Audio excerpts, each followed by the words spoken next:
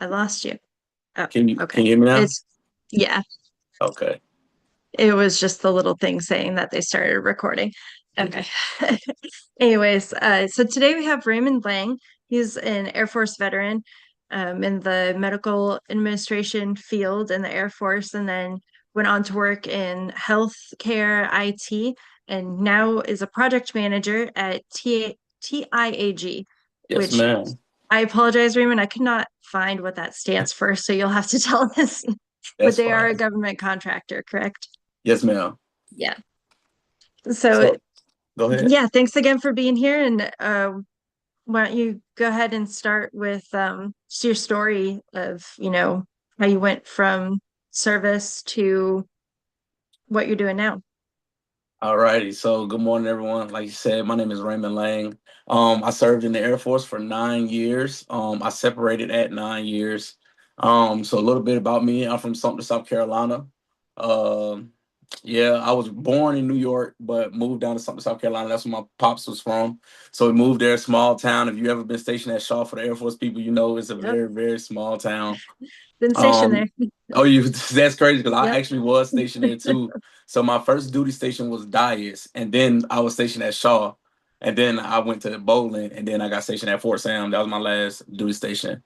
So yeah, so from Sumter, South Carolina, really didn't have a lot of ambition to do a lot. I had scholarships for school for academic scholarships, but I didn't want to stay in South Carolina. So the Air Force kind of was like my not only option, but the main option for me. So I decided to go into the Air Force my 12th grade year. So I joined, I was 18, 5 days after my 18th birthday, went to basic training. I went in open general. I didn't know what I wanted to do. I just knew I wanted to have an admin job that would translate good on the outside. So went in open general. When I went to basic, I found my job. I got healthcare administration, so I was a 4A. So I was doing that. I loved being a 4A. I have my bachelor's in healthcare administration. I just got my master's in healthcare administration as well, and that kind of pivoted me towards my transition.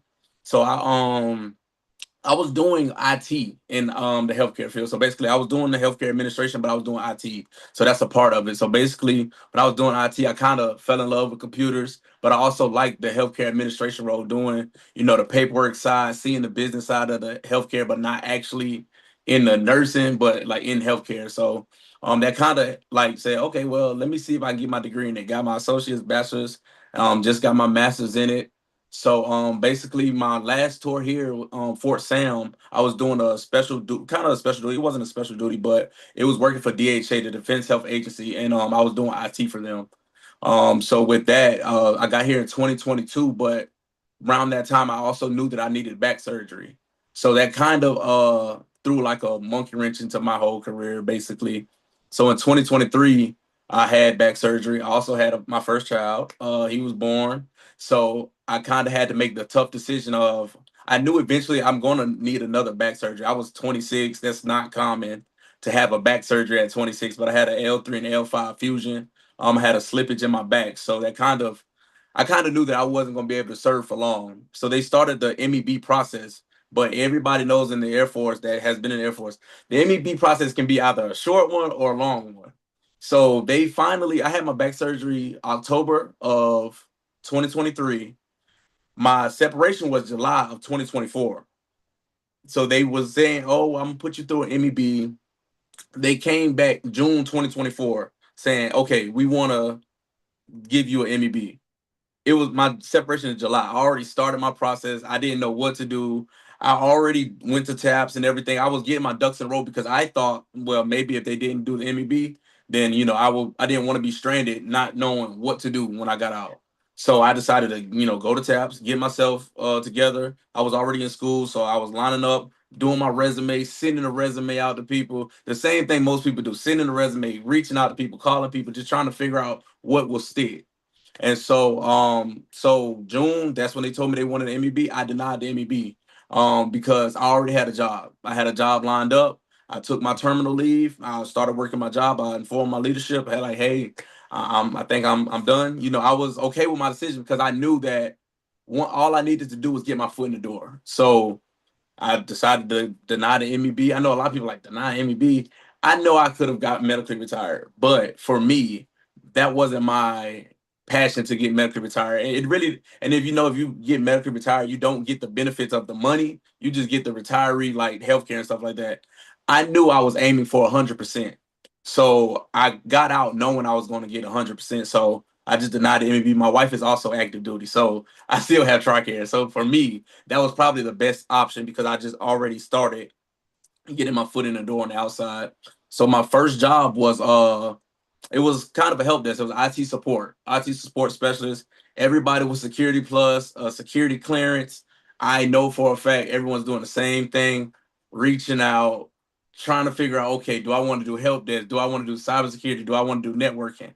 It's a lot. I know it's very frustrating, especially when you know you have all the credentials, but going from Air Force or going from military to civilian, there's different things that people look for, different things that these recruiters are looking for, but you just don't know what to stick. So for me, I got that role, IT support. It was also with DHA. So my background being healthcare administration in the Air Force helped me out a lot when it came to me because I was already working there. So I know the DHA role, I knew the DHA way of thinking, and I also worked it. So like their whole systems and everything, I knew it. Like verbatim. Like it wasn't much they could tell me because I literally worked it. Not to sound cocky, but if you work that job and you have the experience in there, 10 times more than the certs and stuff. So if you're a person that's out there just cramming the certs, that's cool. But I'm telling you, the most thing that gets you in the door is the experience, not gonna lie.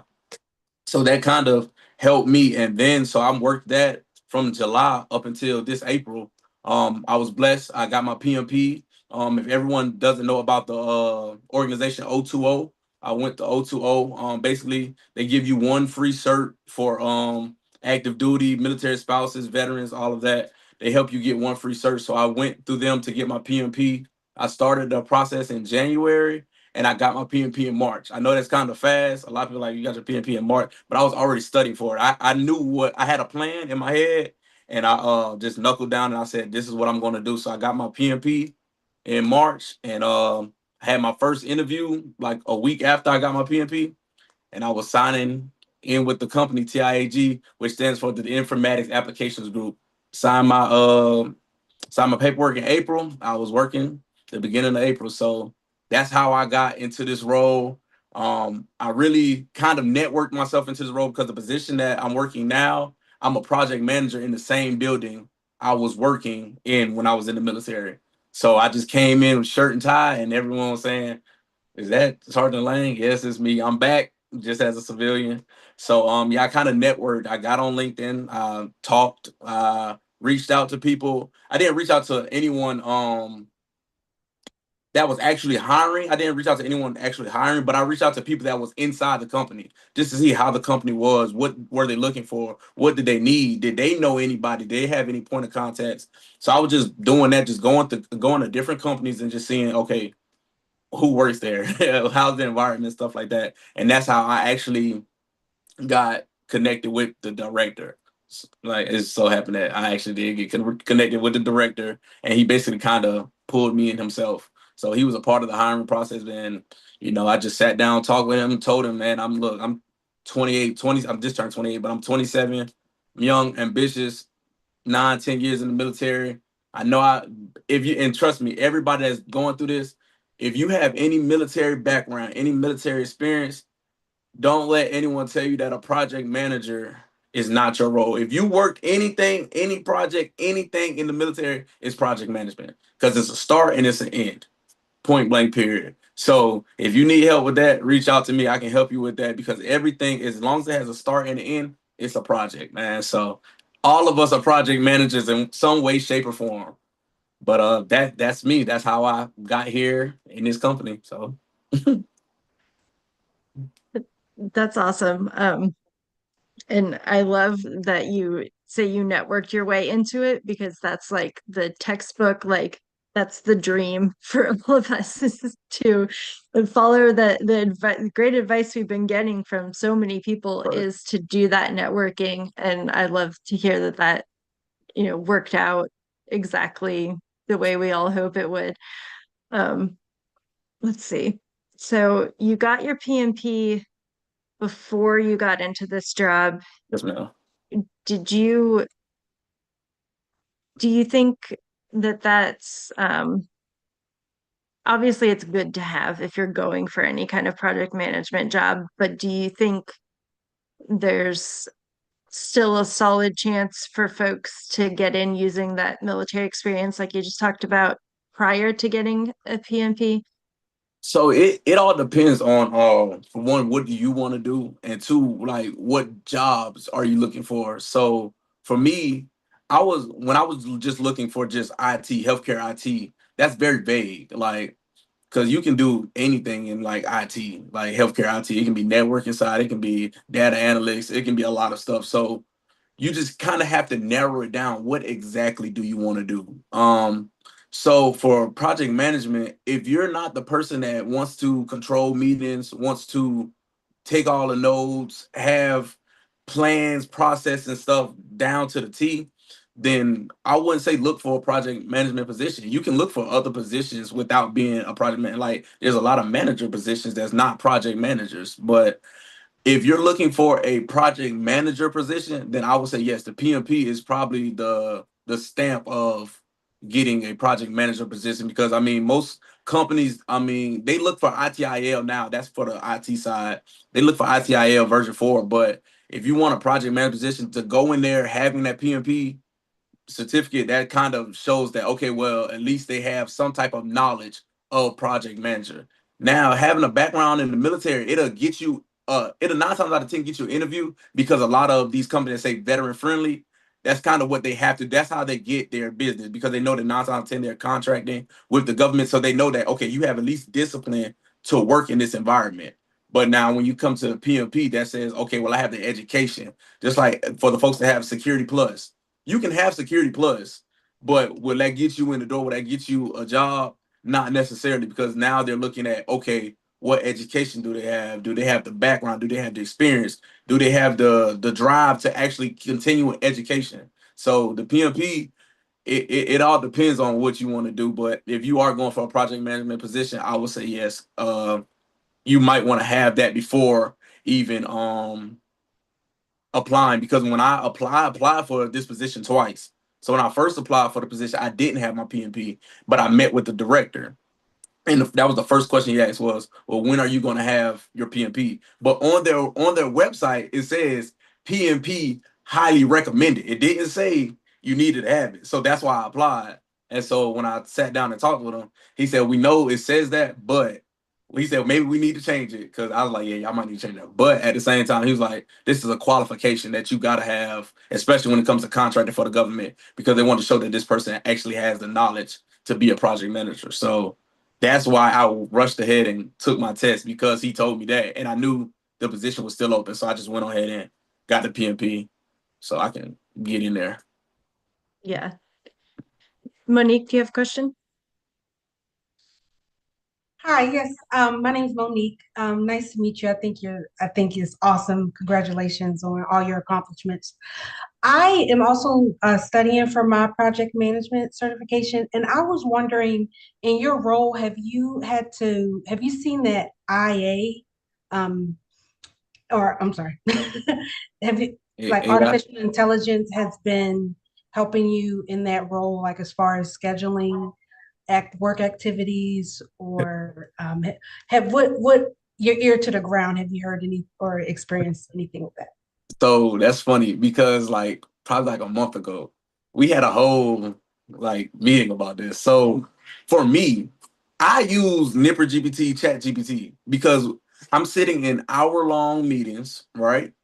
Well, I have the transcript, I'm recording the meeting. But for me to take notes and also lead the meeting is kind of hard. Like it once you get the hang of it, you get the hang of it. But it's still kind of hard because you might miss something that's vital to the project. So I use Nipper GPT and Chat GPT. But my boss, the person I like, I'm doing so it's all about the people you work with. So the person that I'm on this specific project with, they're okay with that. They're okay with me getting the transcript, going to Nipper GPT, upload it. But I go in and I make sure there's no errors. Like, because as we know, AI, because they said AI can be correct, incorrect. So you have to go back and edit it. So I go back in, make sure like the verbiage is correct, make sure this is exactly what it said when it comes to numbers, things like that. But there are some bosses that are old school, right? AI is new. A lot of people don't like AI. AI is new. So one of my counterparts was doing the same thing, but he wasn't going in and actually editing the information. So when he was giving the information, his is like 10 pages long. When you're doing a summary, it's supposed to be like 1 or 2 pages. So he's not editing it, he's just giving it to the director, to the boss. And so now they're having to still scrum through and try to figure out what's going on. They don't like it. So they told their team, hey, we're not using AI. My boss is okay with it, but my boss is younger too. He's probably like 37. So, and he's been in IT for God knows how long. So he knows like, okay, this is a new way of the world. Either I'm going to get with it or not. So he's okay with it. So it all depends on where you work. Some people are okay with it. Some people are not. Obviously, we're working in a environment where, you got clearances and stuff like that. So you have to just be careful with what you put on AI because, like I said, I'm working in the healthcare IT. So you want to just make sure you don't put no PII, PHI onto Nipper GPT. Chat GPT is not even allowed on the government computers. I just use Chat GPT on my own phone and stuff like that, on my own laptop. But on the government, I don't use Chat GPT. I just use Nipper GPT. So I'm not uploading any, incriminating CUI, anything like that. But it all depends on who you work with, honestly, if they like it. Uh, Thank John, you. thanks, Monique. John, Well, go if ahead. Monique has a follow-up question, I'll yield to her. My next question was about that. For government computers, I tried to download a project management Mm-hmm. program, and I was shocked that they didn't have like the government doesn't have like the license permissions, Right. something like that. So is that program something that you use in your role? So you have to get like my agency, they have it. So we have certain licenses only for project managers. So we have like specific license that we can give out. So you just have to get with your whoever your agency is, your company, to see if they're willing to like afford it and kick out the money for that. So I mean, it all depends. Like I said, my company, we have it. They Microsoft Pro, I think that's what it's called. But yeah, they basically they just pay for the licenses and they install it on all the project managers' computer. But you have to put in a request for the project managers to have that. So that's actually one of the requirements for us to have that on our government computers. That's awesome. Thank you. No problem.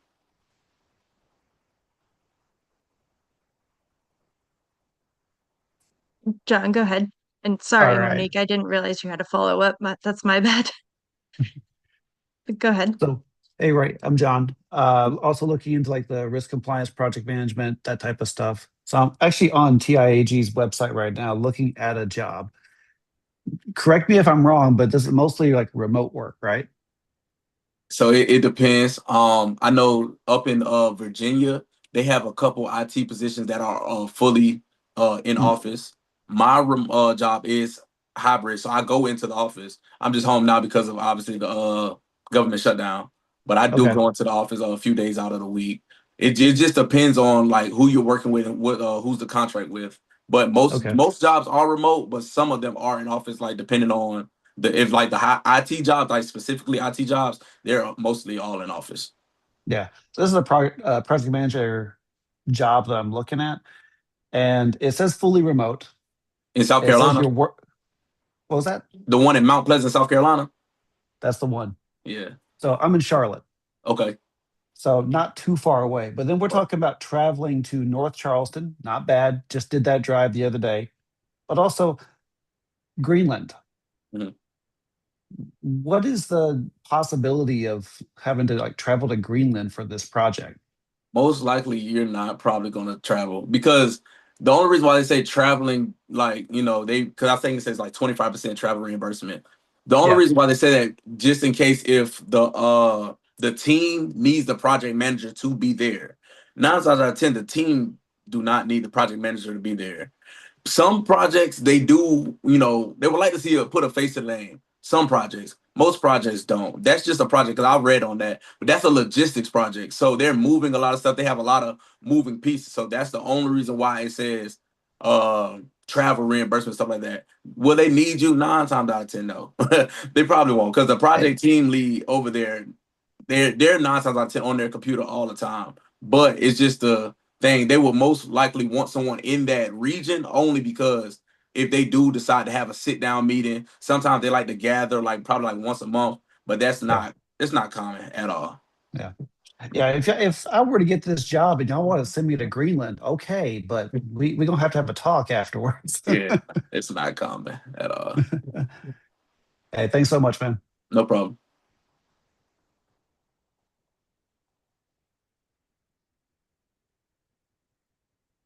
Anybody else? Okay. Well, what people are thinking. What in general, like any other transitioning out, figuring out what you want to be when you grow up, tips or advice for Um, almost everybody in here is on SkillBridge. So okay, so I wasn't able to take my skill bridge because of my surgery and stuff like that. So, and because of the MEB, so they kind of messed me up. So, but take full advantage of your skill bridge. Use it completely to your full capacity. I would say if I was anyone, I would say try to do skill bridge with more than one company, because you can do that. You can split them up. Only reason why I say that is because the company that I originally was going to do skill bridge, which it's called WellMed, right? They like probably like the week before my skill bridge, they canceled on me and said they didn't have the funding for skill bridge anymore.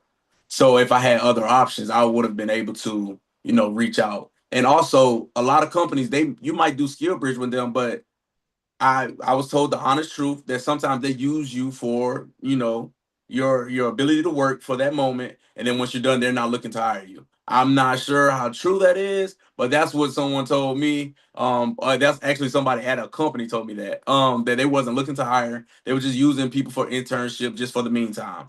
So I would say if you do your skill bridge with different companies, that just gives you more of outlook on like what do you like, because you might not even like the company that you're doing skill bridge with, but you already had your commander sign on it, so now you're kind of stuck.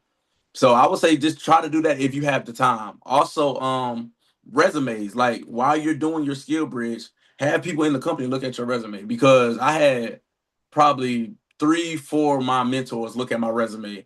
All of them did minor tweaks here and there, but when by the time I was able to get my resume to this job I have now, it was spotless. I didn't have to send it back for no corrections. I didn't have to do anything. It was basically just up to HR and when can we sit down with an interview. So yeah, just have multiple people look at your resume, um, and just honestly, a lot of people don't do it. A lot of people are scared to network, but these events that go on base, like the networking hiring events, go to them. I'm not saying go to get hired if you don't want to. Now, if you want to get hired, get hired. But if you just go to network, a lot of people, I've ran into a lot of veterans that are scared to talk to people and scared to open up and just scared of the transition. I understand. I completely understand that, because I wasn't the one to really go out and venture out when I was in the military. But as I started growing my career, I realized networking was the key to everything. So go out, go to these hiring events, give your resume to people. Because honestly, I had 3, 4 people call me back just because of these events. Like they'd call and say, "Hey, are you still looking for a job?" I already had a job, so I had to. But you can go and you can negotiate with them honestly if you want to. So I would say just go to these hiring events and just see what's out there, because you'll never know what'll stick if you don't go. So that's the only major tips is networking and resumes, and just try to see what you like. That's all. did you use LinkedIn at all initially? I know I I found you I on use LinkedIn, obviously, so yeah, you're yeah. there I now. use LinkedIn as soon like before I got out while I was at DHA in the military. GS13 told me, he's like, man, create a LinkedIn. And he sat down with me, helped me create the LinkedIn. He took my little professional photo because I had one when I was in the military, and he helped me take the professional photo at the photo lab.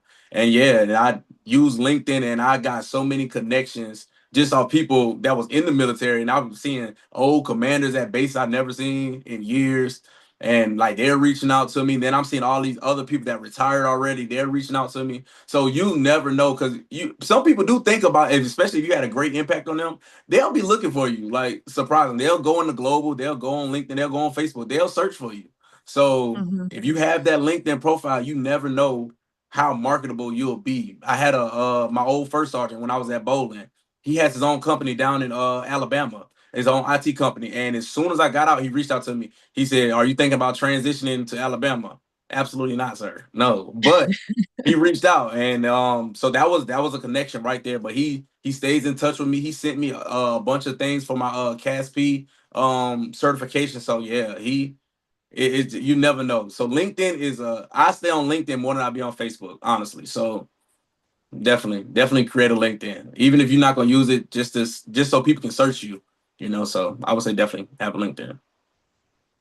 I'm gonna drop yours in the chat if that's okay with you, Yeah, that's fine. so people can find you. That's fine. Monique, go ahead. See, you got a hand up. After the director, you mentioned talking to your director who offered you the job. Um, did they initially give you like your salary offer? Did you accept the first salary offer, or was there some negotiation in that? Uh, So honestly, I accepted it because he reached out to me directly. And at the time on the website, they were looking for either 10 years of project management experience or a master's degree with 8 years of project management experience. I was in the middle of both of them, right? And so when he reached out to me, and I told him like, "Hey, my master's degree will be done in June. Like I only have like two more classes." I got out at 9.5 years, right? So I was in the middle. And so for me, I knew I could negotiate after, like in December, I can negotiate my salary. But coming in the door, this was probably for me, I'm 28, and my only job besides Chick-fil-A before I joined the military is the military. So the amount of money that I received from this job was more than I have ever seen. And it was a great salary, and it was more than what they were starting out. So they have the ranges. It was more than what it ranged. So for me, I didn't negotiate it only because he actually did. He pulled me in and he talked to me and he explained everything I needed to know, basically. So for him, he basically gave me a blessing. So I didn't negotiate that because I wanted to be with the company and it was a great opportunity for me.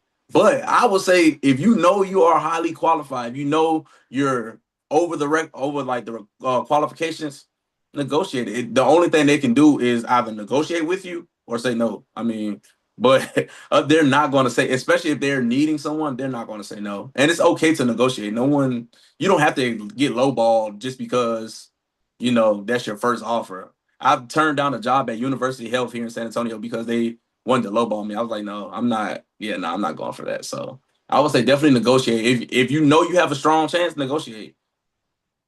Okay, thank you. No problem. Yeah, that's scary. We're not used to having any say in what we get paid. Right. And she really don't. Really Yeah. don't.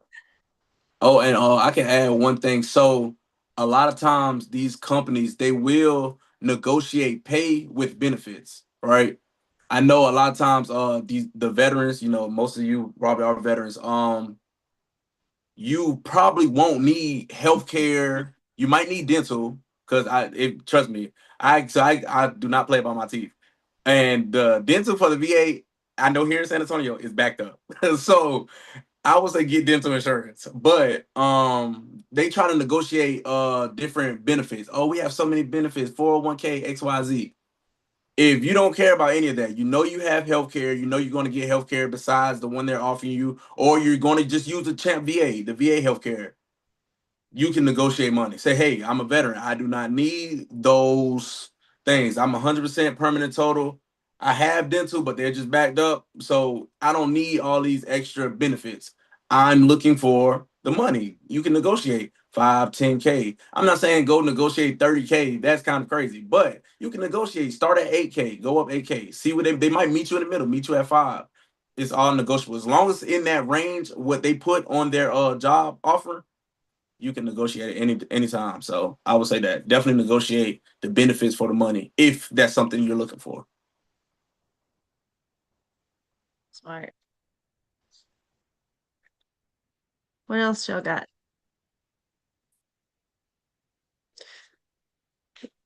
So kind of in that same vein, have you heard of anyone negotiating extra like PTO or anything like that? So most companies are kind of like their rules or whatever, their guidelines, they have like a standard PTO thing. So for my company, we have flexible PTO. You can try to negotiate PTO, but I highly doubt that'll be like a winning battle because they the first thing they're gonna say was everyone has the same PTO standards. So I would say just try to go with a PTO company or with a company that has PTO that you like. My company has flexible PTO, so I can take PTO at any time as long as I meet the hours at the end of the year. So yeah, that one is kind of I've heard people try to negotiate PTO, but that's kind of hard because that means HR would have to do something for you that they're not doing for others, kind of coming in. Hey, cool. Thanks for that. No problem.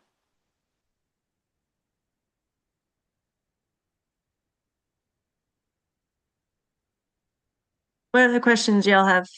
We've got time for a couple more.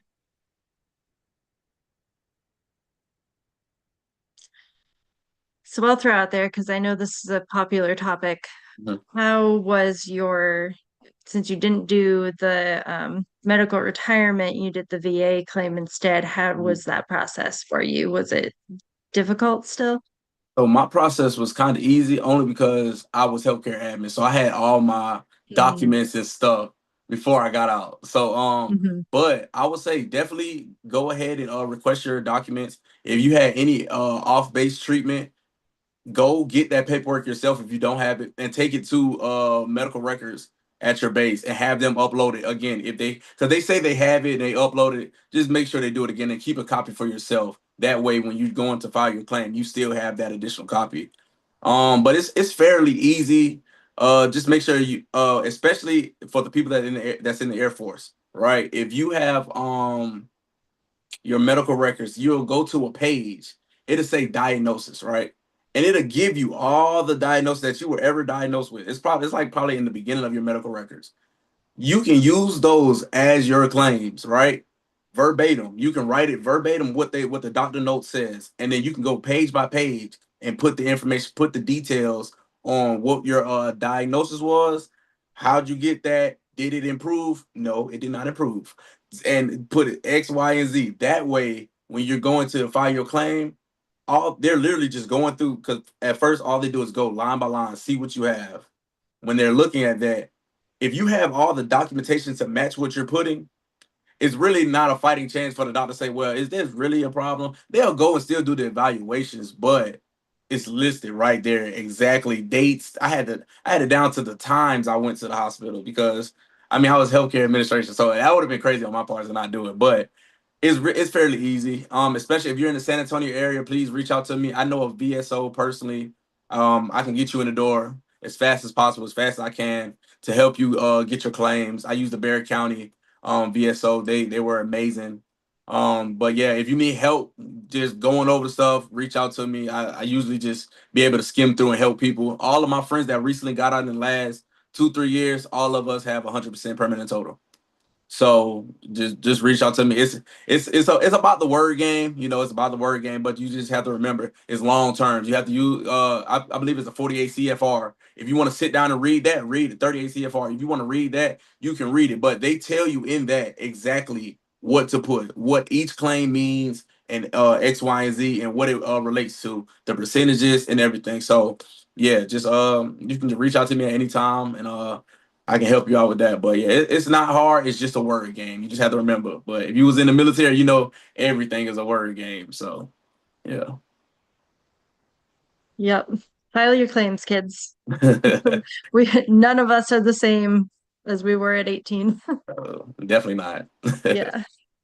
Um, so what else I did poke around on the website a little bit, but Mhm. and obviously you're in the healthcare IT Yes, ma'am. realm, but what other types of things for people that might be interested does TIAG get into? We're big on innovation. So anything that's innovating and changing, we're big on it. So obviously we have contracts like the gentleman was speaking about down in Mount Pleasant, South Carolina. That's a DLA, so that's a logistics agency. So anything that comes to changing or evolving. Because like it says on the website, I'm literally looking at it right now. It says TIAG is innovative technology company. So basically, all we do is solutions and problem solving. So a company that comes to us and say, or agency that says, "Hey, we need some help just getting these different projects up. We're changing, we're growing." That's why DHA, hired us, because DHA is everlasting evolving. DHA is over all of the armed forces, military installations, health. So we're just growing, constantly growing. Telehealth is getting big. So the position I worked in at first, the VMC, that was all behavioral health, telehealth. So just growing rapidly. We're here to help people get to where they want to be. Companies, contracts, X, Y, and Z. So anything innovative and in technology, that's basically what we do. We just help agencies, bases, different things get to where they want to be. That sounds really cool. I know there's a lot of folks that are interested in IT and cyber and technology in general. So, any last questions for Raymond? Give it a moment. Awkwardly stare at each other. Just want to make sure everyone has a chance to get them in before we cut you loose. It's Do you fine. have any parting words? I would say follow me on LinkedIn, reach out to me, connect with me. If you're a sneakerhead, I know a lot. I saw somebody write a comment. Have a bunch of Yeah. shoes. I have shoes on this wall, shoes on this wall. So if you're a sneakerhead, reach out to me. But yeah, if you want to just talk more, just pick my brain on anything, just reach out to me. I'm an open book. Like I said, I'm 28. I'm just eager to learn, so I can learn things from you. If you have experiences in different avenues, let me know. I'm not saying this is my last job that I'm gonna ever have, because I'm still open to get more money. But at the same time, I love the company, great company. We're gonna, if you're in the DC area, we have a end of the year event December 12th, 13th, something like that. So I'll be in the DC area. They're flying me out just to have a whole event. So hey, if I'm in the DC area, if I got time, reach out to me. We can connect, break bread, and just talk about some things. And if you're in the area, I'll invite you to meet my director, honestly. So reach out to me. I'm open book, like I said. It was a pleasure speaking with you all. That's all I got. Thank you so much. We love hearing these success stories from people who were in our shoes, not that long ago in your case too. And you've really moved up quickly, in my opinion. All So right. I appreciate it. good on you. But thank you again for sharing your story and being here. We really appreciate it. No problem. All righty. Y'all have a good one. You too. All right. Bye bye.